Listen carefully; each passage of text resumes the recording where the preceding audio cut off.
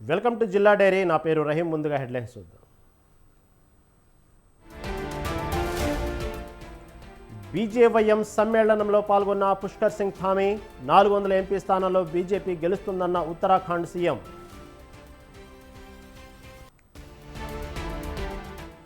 ఎక్కడా లేని అభివృద్ధి కేసీఆర్ చేశారన్న నామా.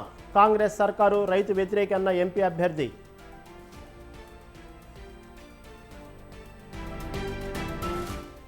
పత్తిపాడులో తాగునీరు లేదని రామాంజనేయులు ఆవేదన. రైతు సంక్షేమం జగన్ విస్మరించారన్న టీడీపీ ఎమ్మెల్యే అభ్యర్థి.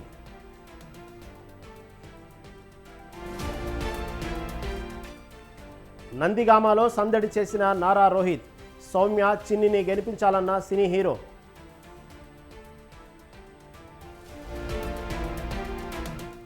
ప్రతి ఒక్కరూ ఓటు వేయాలన్న Vikas Raj. Postal ballot centre తనిఖీ చేసిన సీఈఓ.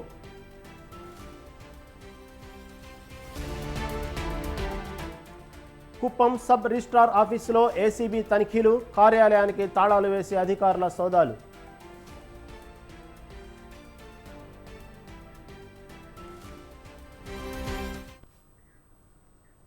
ఇక డీటెయిల్స్ చూస్తే దేశం మొత్తం 400కు పైగా లోక్సభ స్థానాల్లో బీజేపీ గెలిచి తీరుతుందని ఉత్తరాఖండ్ ముఖ్యమంత్రి పుష్కర్ సింగ్ ధామీ చెప్పారు. ముషిరాబాద్లో జరిగిన బీజేవై సమ్మేళనంలో ఆయన ముఖ్య అతిథిగా మాట్లాడారు. ప్రధాని మోదీ పరిపాలనను చూసి దేశ ప్రజలు గుర్తిస్తున్నారని ధామీ కొనియాడారు. కేంద్ర మంత్రి కిషన్ రెడ్డి తెలంగాణలోనే కాకుండా 5 రాష్ట్రాల్లో సముచిత న్యాయపాలన చేస్తున్నారని అన్నారు. ఎంపీ ఎన్నికల్లో కమలం గుర్తుకు ఓటు వేసి కిషన్ రెడ్డిని గెలిపించాలని పుష్కర్ సింగ్ ధామీ విజ్ఞప్తి చేశారు.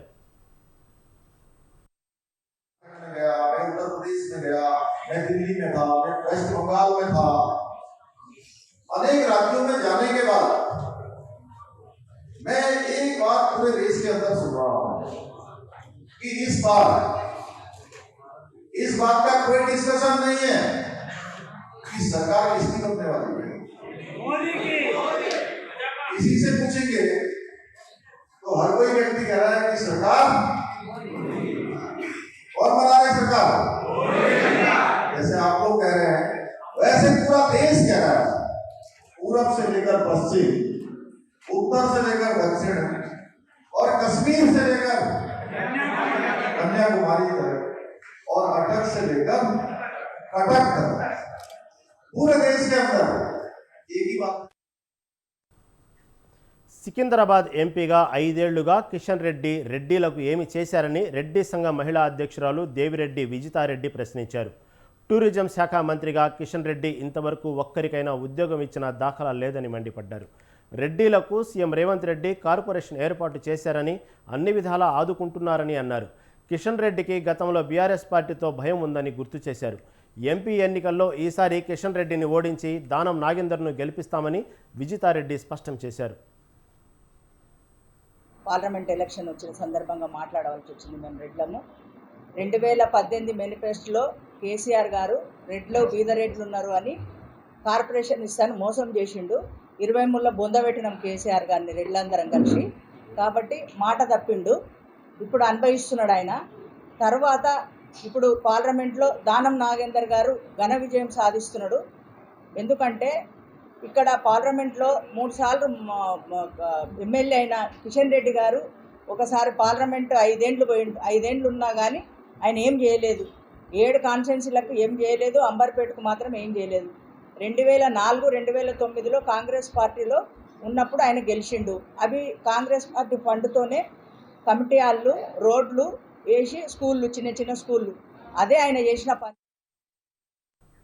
దేశంలోని ఏ రాష్ట్రంలో జరగని అభివృద్ధిని కేసీఆర్ తెలంగాణలో చేసి చూపించారన్నారు ఖమ్మం బీఆర్ఎస్ ఎంపీ అభ్యర్థి నామా నాగేశ్వరరావు. ముదిగొండలో ఎన్నికల ప్రచారంలో ఆయన పాల్గొన్నారు. అసెంబ్లీ ఎన్నికల సమయంలో కాంగ్రెస్ ఇచ్చిన హామీలు నెరవేర్చకుండా మోసం చేసిందని నామా విమర్శించారు. తాను రాజకీయాల్లోకి రాకముందే ఎన్నో సామాజిక కార్యక్రమాలు చేశానని తెలిపారు. ఇప్పుడున్నది రైతు వ్యతిరేక ప్రభుత్వం అన్నారు. ఈ ఎన్నికల్లో ప్రజలు కాంగ్రెస్ పార్టీకి బుద్ధి చెప్పి తనను ఆశీర్వదించాలని నామా కోరారు.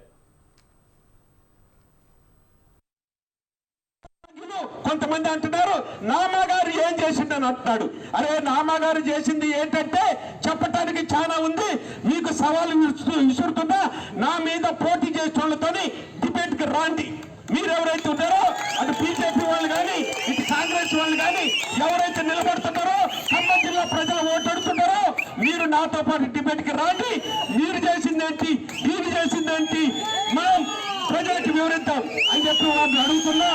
అంతేకాకుండా మీరు కనుక చూసినట్టయితే ఇవాళ కొత్త రైళ్ల అలైన్మెంట్ కూడా నేనే తీసుకొచ్చా.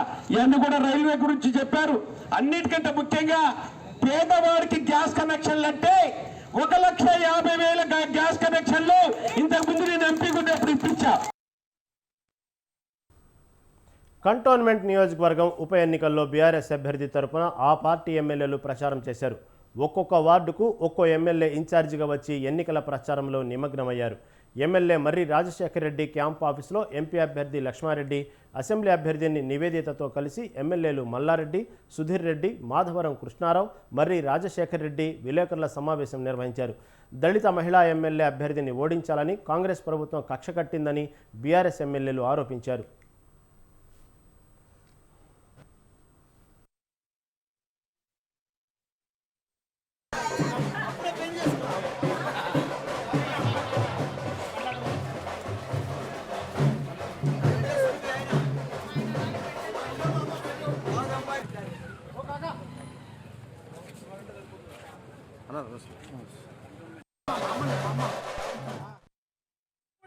అమెజాన్, గూగుల్, ఫేస్బుక్, యాపిల్ కంపెనీలతో నింపి పడేస్తే ప్రపంచ 9 లక్షల మందికి ఉద్యోగాలు ఇప్పిస్తే ఆ కేటీఆర్ను పట్టుకొని తిడితే, కేసీఆర్ను పట్టుకొని పెట్టి వాళ్ళ బిడ్డను కూడా జైలు వేసి ఇవన్నీ చేస్తే ప్రజలు ఊరుకుంటారా చెప్పు? ఇప్పుడు ఎంపీ ఎలక్షన్స్ వచ్చినాయి, గెలువన్ ఛాలెంజ్ చేస్తారు, గెలువనాలని బాబు. మా బిడ్డ నివేదిక గ్యారంటీ గెలుస్తున్నది. మా తమ్ముడు రాజు లక్ష్మారెడ్డి గ్యారంటీ. ప్రజలంతా మా దగ్గర ఉన్నారు, మేము పని చేస్తాం. నేను కూడా ఎమ్మెల్యే ఉన్నా, మంత్రి ఉన్నా, ఇక్కడ కూర్చున్న వాళ్ళమంతా 2 సార్లు 3 సార్లు ఎంపీలు ఎమ్మెల్యేలు ఉన్నాం. మేము ప్రజలకు నీరు ఇచ్చినాం, మేము కళ్ళల్లో ఒత్తులేసుకున్నాం, కడుపు చంపుకున్నాం, రాత్రి పగలు ప్రజలు వెంబడి ఉన్నాం, ప్రజలకు అన్ని రకాలు కూడా అభివృద్ధి చేసినాం. మాకు ఓటు అడిగే హక్కు మాకే ఉంది. ప్రజలు మేము ఎప్పుడు మోసం చేయలేదు, ప్రజలకు ఎప్పుడు మేము ఇబ్బంది పెట్టలేదు.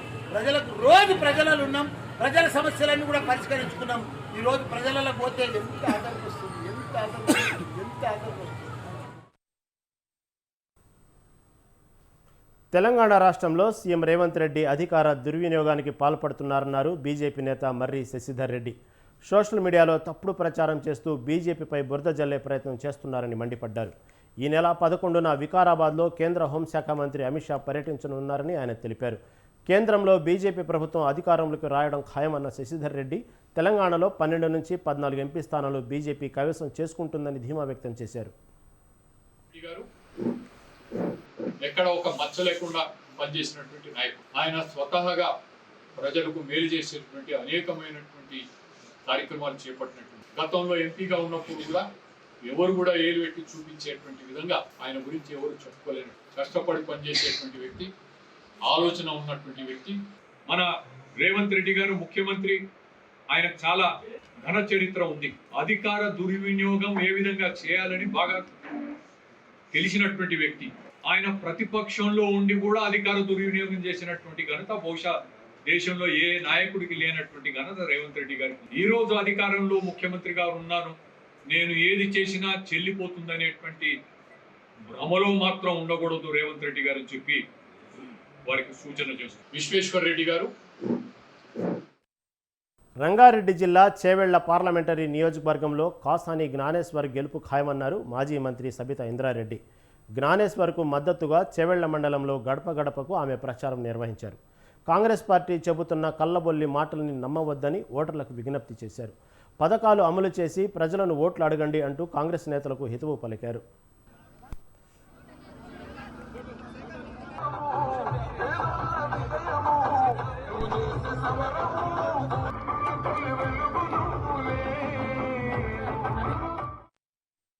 సరే 5 నెలల పాలన చూస్తే కాంగ్రెస్ పాలన ఎంత అస్తవ్యస్తంగా ఉంది, ఏ విధంగా పాలనను గాలి కొదిలేశారనేది తెలంగాణ రాష్ట్ర ప్రజలందరూ ఇప్పటికీ గమనిస్తూ ఉన్నారు.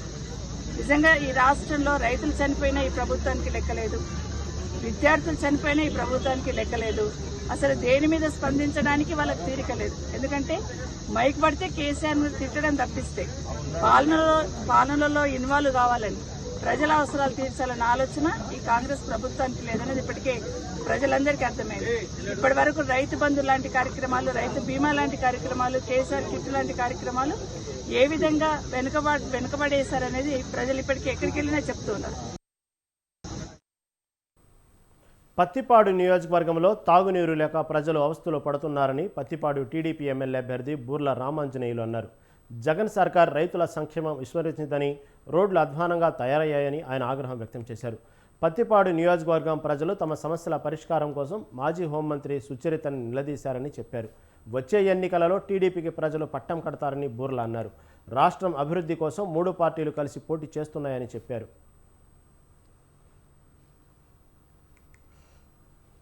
మాకు ప్రభుత్వం ఉంది, ఎవరేం చేసుకుంటారు అన్నటువంటి ఒక దొమ్మ పొక్కుతో ఈ కార్యక్రమాలు చేస్తున్నారు.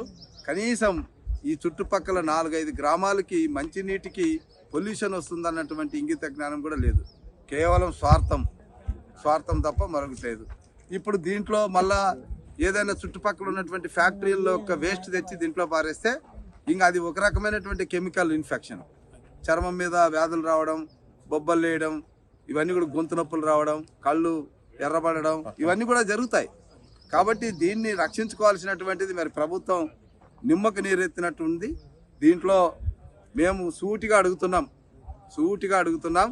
ఇక్కడ గతంలో హోమ్ మినిస్టర్గా పనిచేసినటువంటి సుచరిత గారు ఇదే గ్రామానికి వచ్చినప్పుడు గ్రామస్తులందరూ నిలదీస్తే ఆమె ఏమి సమాధానం చెప్పుకోకుండా ఇక్కడ ఈ జరుగుతున్నటువంటి ఈ సంఘటనలకు బాధ్యత వహించాల్సి వస్తుందని ఆమె పక్కనకి వెళ్ళిపోయింది.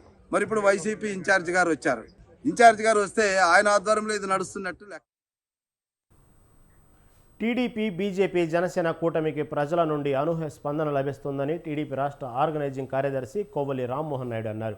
పశ్చిమ గోదావరి జిల్లా మొగల్తూరు కోట గ్రామంలో కూటమి అభ్యర్థులకు మద్దతుగా నర్సాపురం టీడీపీ ఇన్ఛార్జ్ రామరాజుతో కలిసి ప్రచారం చేశారు. 5 ఏళ్ల పాలనలో ప్రజలు అనేక ఇబ్బందులు ఎదుర్కొన్నారన్నారు. చంద్రబాబు పాలన కావాలని ప్రజలు కోరుకున్నారని కోవలి అన్నారు. కూటమి ఎమ్మెల్యే అభ్యర్థి నాయకరన్ను, ఎంపీ అభ్యర్థి శ్రీనివాస్ వర్మను గెలిపించాలని కోరారు. అత్యంత ఉత్సాహంగా పూర్తి మద్దతు ప్రకటించినట్టుగా కనబడుతుంది. ప్రజా వ్యతిరేక ప్రభుత్వాన్ని ఎంత తొందరగా పంపిద్దాం, 13వ తారీఖు ఎంత గమ్మున వస్తుంది, జూన్ 4 ఎంత గమ్మున వస్తుంది అన్నట్టుగా చూస్తున్నారు. ప్రజలందరూ కూడా గమనించండి, మన 5 ఏళ్ళు ఎంత బాధపడ్డాం, ఎన్ని పాటలు పడ్డాం అన్నది. వచ్చే 5 ఏళ్ళలో రాష్ట్ర అభివృద్ధి కొత్త పుంతలు తొక్కే విధంగా మేనిఫెస్టోని డిజైన్ చేయడం జరిగింది. మేనిఫెస్టోని చూసి అందరూ కూడా ఈ పథకాలను అమలు చేస్తున్న విధంగా చంద్రబాబు నాయుడు గారికి మద్దతు ప్రకటించి 1 ఓటు గాజు గ్లాస్ మీద, 1 ఓటు కమలం మీద వేసి చంద్రబాబు గారిని ముఖ్యమంత్రి, మోడీ గారిని ప్రధానమంత్రి చేసి దేశాన్ని, రాష్ట్రాన్ని అభివృద్ధి పనులు నడిపే విధంగా 1 ఓటు వేసి హెల్ప్ చేయండి. వైసీపీ అభ్యర్థుల విజయం కోసం విజయవాడ వైసీపీ ఎంపీ అభ్యర్థి కేశినేని నాని కుమార్తె కేశినేని శ్వేత విస్తృతంగా ప్రచారం చేశారు. పశ్చిమ నియోజకవర్గంలో సుడిగాలి పర్యటనతో ఓటర్లను ఆకట్టుకున్నారు. ఇంటింటికి వెళ్లి వైసీపీ చేసిన సంక్షేమం, అభివృద్ధి పథకాలను వివరించారు. 10 ఏళ్లుగా కేశినేని నానిని విజయవాడ ప్రజలు పెద్ద కొడుకుగా చూసుకున్నారని తెలిపారు. కేశినేని నాని మరోసారి విజయం సాధిస్తారని శ్వేత ధీమా వ్యక్తం చేశారు.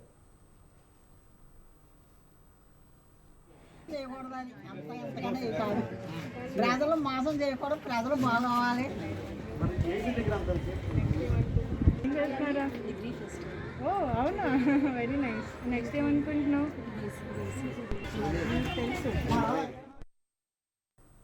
ఎన్టీఆర్ జిల్లా నందిగామ నియోజకవర్గంలో సినీ హీరో నారా రోహిత్ సందడి చేశారు. చందర్లపాడు గ్రామంలో ఎన్నికల ప్రచారం నిర్వహించిన ఆయనకు టీడీపీ నాయకులు ఘన స్వాగతం పలికారు. యువత ఆధ్వర్యంలో భారీ కార్ల ర్యాలీ నిర్వహించారు. కూటమి అభ్యర్థులు తంగిరాల సౌమ్య, కేశినేని చిన్నిని అత్యధిక మెజార్టీతో గెలిపించాలని నారా రోహిత్ కోరారు. హాస్యనటుడు రఘు కూడా పిలుపునిచ్చారు. సునామీ తెలియదు, మిడతల దండు తెలియదు, పసుపు సైన్యం తెలుసు. ఈ రోజు చూస్తున్నాం, అభివృద్ధి లేదు, నిరుద్యోగాలకు ఉద్యోగాలు లేవు, తాగునీరు లేదు, సాగునీరు లేదు, ఏ వ్యవస్థ లేదు. అలాంటి ప్రభుత్వం మనకు అవసరమా? ఈ పసుపు సైన్యం దాడి ఎలా ఉంటుందో ఆ ప్రభుత్వానికి చూపిద్దాం, మన ప్రభుత్వాన్ని తెచ్చుకుందాం. జై చంద్రబాబు, జై జై తెలుగుదేశం, జై జనసేన, జై బీజేపీ.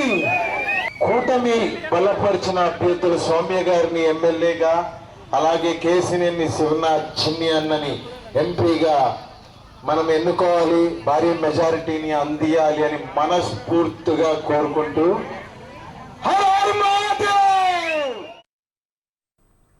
కాకినాడను టీడీపీ స్మార్ట్ సిటీగా మారిస్తే ఎమ్మెల్యే ద్వారంపూడి గంజాయి హబ్గా మార్చారని మాజీ ఎమ్మెల్యే వనమాడి కొండబాబు విమర్శించారు. కాకినాడను అక్రమాలకు అడ్డాగా ద్వారంపూడి మార్చి ప్రతిపక్షాలపై రుద్దడం సరికాదన్నారు. క్రైస్తవులను సైతం ద్వారంపూడి దోచుకున్నారని విమర్శించారు. ఏపీలో కుట్ర రాజకీయాలు చేస్తుంది జగనే అన్నారు. వాస్తవాలు మాట్లాడుతుంటే ఎందుకు ఉలికిపాటు అని వనమూడి ఎద్దేవా చేశారు. కాకినాడలో టీడీపీ 4,000 మందికి టిడ్కో ఇళ్లు నిర్మిస్తే ఇప్పటికీ ప్రజలకు ఇవ్వలేదని వనమాడి విమర్శించారు. దొరికేశాడు, 1000 కోట్ల గురించి నా మీద పరువు నష్ట దావా వేశానని కేసు పెట్టాడు. టీడీఆర్ బాండ్స్ 500 కోట్లు కొట్టేశావు నువ్వు అని ఆధారంతో చూపించి దాని మీద ఎందుకు కేసు పెట్టలేదు? ఒప్పుకున్నాను. నేను ఎందుకు పెడతాను? ఎలక్షన్ అయిపోయాక అసలు ఇక్కడ ఉంటాడా? దొరకడు కదా మనిషే దొరకడు. అది కూడా చెప్తున్నాను. ఇప్పుడు నుంచే గవర్నమెంట్ మాది వస్తుంది కాబట్టి దూరదృష్టితో స్నేహాలు మొదలు పెట్టాడు. కాయడానికి కోసం దూరదృష్టితో స్నేహాలు మొదలెడుతున్నాడు. అలాంటి వాళ్ళ సంగతి కూడా చూస్తాం. అంటే ఎదుర్కొంటున్నాడు దారులు. రేపు ఎలాగా ప్రభుత్వం వచ్చేస్తుంది, మా ప్రభుత్వం వస్తుందని తెలుసు. రేపు నన్ను ఊరుకోరు, పవన్ కళ్యాణ్ ఊరుకోడు, చంద్రబాబు నాయుడు ఊరుకోడు, ఎవరు ఊరుకోరు, కొండబాబు అసలు ఊరుకోడు. అదేవిధంగా కాకినాడ ప్రజలకి ఎంతమందికి నష్టం చేశాడో వాళ్ళు ఊరుకోరు. అందరూ ఈరోజు నా మీద పడిపోతారు రేపు పొద్దున్న అని ఈరోజు భయంతో అప్పుడే స్నేహాలు మొదలెడుతున్నాడు. ఈరోజు దొంగ దొరికేశాడు, 1000 కోట్ల గురించి నా మీద పరువు నష్ట దావా వేశానని కేసు పెట్టాడు. TDR bonds 500